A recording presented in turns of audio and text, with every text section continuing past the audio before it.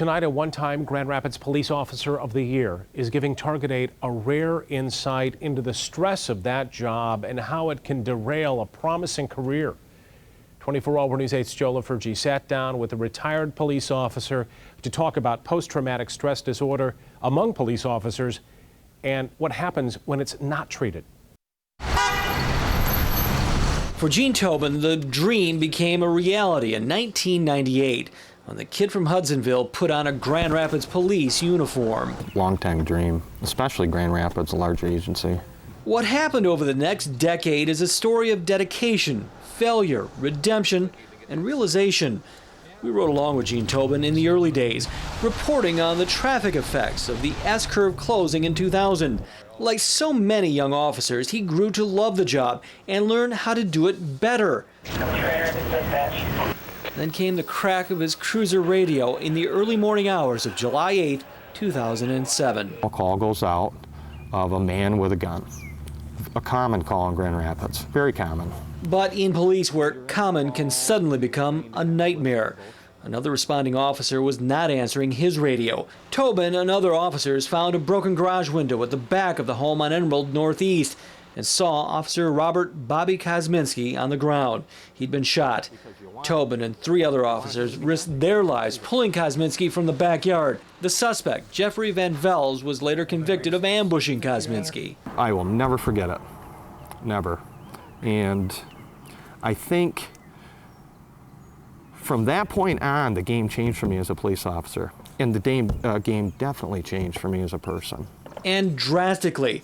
Tobin says he withdrew, began drinking. His 10-year marriage fell apart. He used up all of his sick and vacation time that year.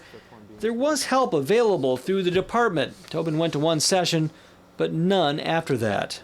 I didn't see the warning signs that there was something going on. Eventually, he began feeling better. After his divorce, Tobin poured himself into his work. Remember Troy Brake? He's the man convicted of killing 4 people in an Ottawa County home in the fall of 2008. Tobin was on patrol late one night and caught Brake beating a woman. Put that down, drop it! That arrest broke the murder case wide open. Career-wise, it was turning out to be a good year for Tobin. It was like people were jumping into the back of my car to get in the back seat and to tell me things that had happened. Tobin's fellow officers named him GRPD's Officer of the Year for 2008. But he had fooled himself and others into thinking he was all right.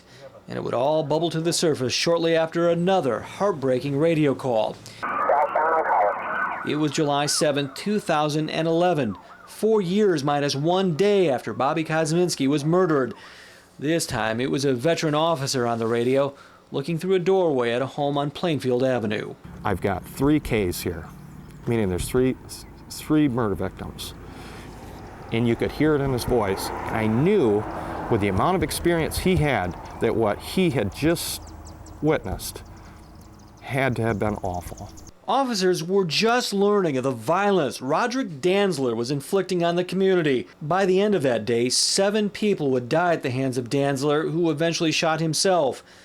Tobin and other officers arrived at the home on Plainfield. Not knowing Danzler's whereabouts, they cautiously entered the home, where the bodies of Danzler's one-time girlfriend, Kimberly Emkins, her sister, Amanda Emkins, and Amanda's 10-year-old daughter, Marissa, were on the floor. For Tobin, that flood of emotions from 4 years prior returned. It was the same feeling. It was immediately right there. The same, that smell and vision of horrific violent death. Just like the day he helped carry Bobby Kosminski from the backyard on Emerald Street, Tobin and his fellow officers had to push emotions aside and do their job. For Tobin, the accumulative effect was too much. The symptoms surfaced a short time later during a day off as he lay on his couch at home. The neighborhood tornado siren went off. And I began to cry.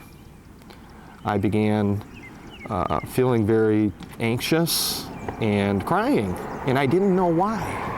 Tobin finally got the help he needed. It was too late for his career. He eventually retired on disability. He's at peace now, living on a Berry County lake with his new wife and child. He rents boats for a living. But he also wonders if things would have been different if he'd just got the help he'd been offered sooner. If I would have just sat down and talked to somebody, perhaps this could all went differently. In Gun Lake, Joe LaFurgey, 24 Hour News 8. Coming up at 6 o'clock, hear how widespread the problem of PTSD is among officers and what's being done to deal with it.